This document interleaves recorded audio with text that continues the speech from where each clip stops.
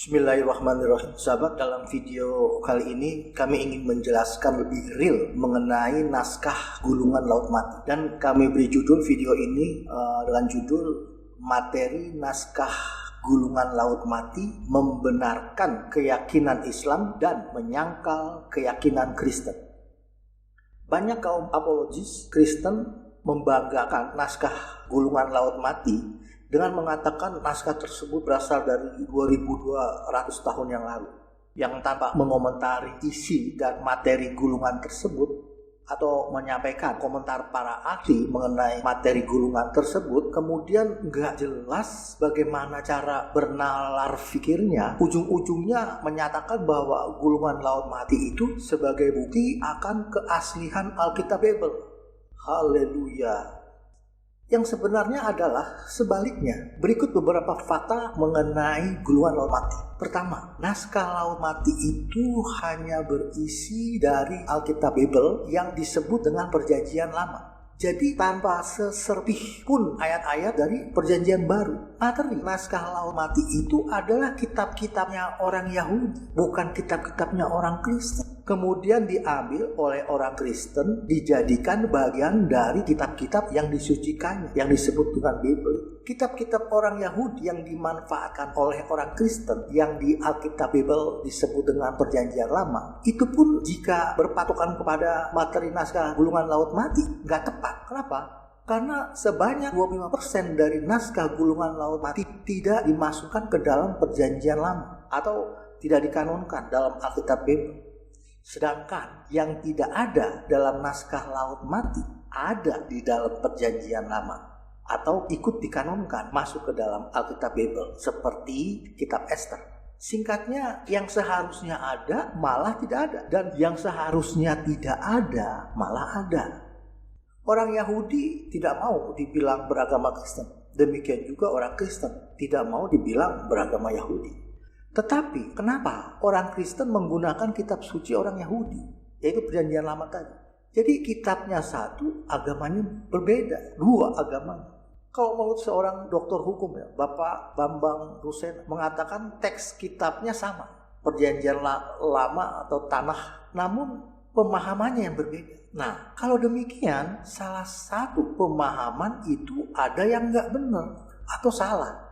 Karena berasal dari satu teks, tidak mungkin satu teks ada dua pemahaman atau satu kitab dua agama. Lalu siapa yang salah pemahamannya? Yang pasti yang salah adalah yang bukan pemilik aslinya, yaitu Kristen. Dan bukan pemiliknya, tetapi pemahamannya lahir atau timbul jauh ratusan tahun setelah kitab-kitab itu diturunkan dan digunakan orang-orang Yahudi.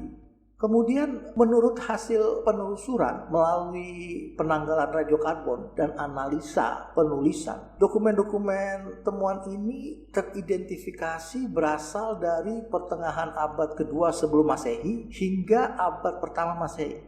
Dan itu adalah periode yang mencakup kehidupan Yesus di dunia ini.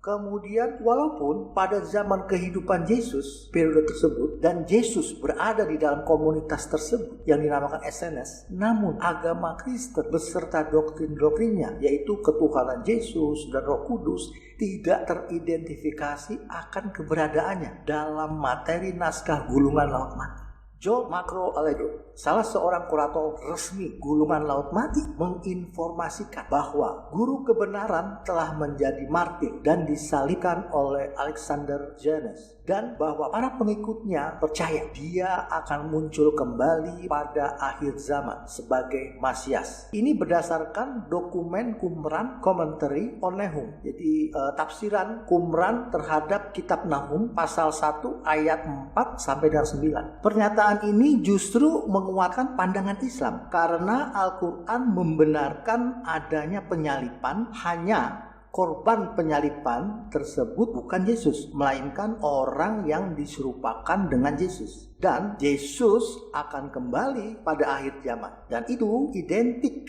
dengan yang tercatat dalam materi naskah Gulungan Laut Mati, yaitu tafsir Qumran, kitab Nahum pasal 1 ayat 4 sampai 9. Perhatikan Al-Quran surat An-Nisa ayat 157 yang artinya, Dan karena ucapan mereka, sesungguhnya kami telah membunuh Al-Masih, Isa putra Maryam, Rasul Allah. Padahal mereka tidak membunuhnya dan tidak pula menyalibnya. Tetapi yang mereka salib orang yang diserupakan dengan Isa bagi mereka. Sekali lagi ya, tetapi yang mereka bunuh, yang mereka salib orang yang diserupakan dengan Isa bagi mereka. Sesungguhnya orang-orang yang berselisih paham tentang pembunuhan Isa benar-benar dalam keraguan-raguan tentang yang dibunuh itu. Mereka tidak mempunyai keyakinan tentang siapa yang dibunuh itu, kecuali mengikuti prasangka belaka. Mereka tidak pula yakin bahwa yang mereka bunuh itu adalah Isa. Kemudian surat Al-Zukhruf ayat 61-nya yang artinya, dan sesungguhnya dia, Isa, benar-benar menjadi pertanda akan datangnya hari kiamat. Karena itu jangan kamu ragu-ragu tentang itu dan ikutilah aku, inilah jalan yang lurus. Nah, oke ya. Jadi sekali lagi ayat 157 surat An-Nisa menginformasikan adanya orang yang disalibkan, yaitu orang yang diserupakan oleh Yesus. Dan ayat 61 surat Al-Zukhruf menginformasikan bahwa Yesus akan kembali pada akhir zaman sebagai tanda hari kiamat. Jadi hal ini sama, identik dengan informasi dokumen Qumran Commentary on Nahum pasal 1 ayat 4-9 yang para ahli sampaikan tadi di atas. Sedangkan Kristen berkeyakinan Yesus bangkit kembali pada hari yang ketiga. Lihat Lukas 24 ayat 7. Dan disalibkan dan akan bangkit pada hari yang ketiga. Jadi keyakinan Kristen ini disangkal oleh naskah gulungan laut mati. Kebangkitan Yesus itu bukan pada hari yang ketiga, tetapi pada akhir zaman. Seperti yang diyakini oleh komunitas Essence yang diakui sebagai cikal bakal umat Kristen. Saya callback, materi naskah gulungan laut mati membenarkan keyakinan Islam dan menyangkal keyakinan Kristen. Sekali lagi, dalam naskah gulungan laut mati menceritakan bahwa guru kebenaran yang mati disalib akan kembali pada akhir zaman sebagai Masias berdasarkan dokumen Qumran Commentary on Nahum pasal 1 ayat 4 sampai dengan 9. Informasi tersebut juga bisa kita temukan dalam buku yang berjudul The Meaning of the Dead Sea Scrolls, Their Significance for Understanding the Bible, Judaism, Jesus, and Christianity yang ditulis oleh James Van der Kam dan Peter Flynn. James Van der Kam adalah seorang profesor kitab suci Ibrani, kemudian anggota resmi komite editor penerbitan Gulungan Laut Mati. Sedangkan Peter Flynn adalah seorang profesor pendidikan agama di University of Trinity Western. Dia juga ketua riset studi Gulungan Laut Mati dan direktur Institut Gulungan Laut Mati. Kemudian pernyataan ini juga telah dipublikasikan oleh majalah Times volume 67 tertanggal 6 Februari 1956 dalam kolom agama dengan artikel yang berjudul Crucifixion Before Christ. Bisa Anda dapat saat ini artikel tersebut di websitenya majalah Times dengan gratis.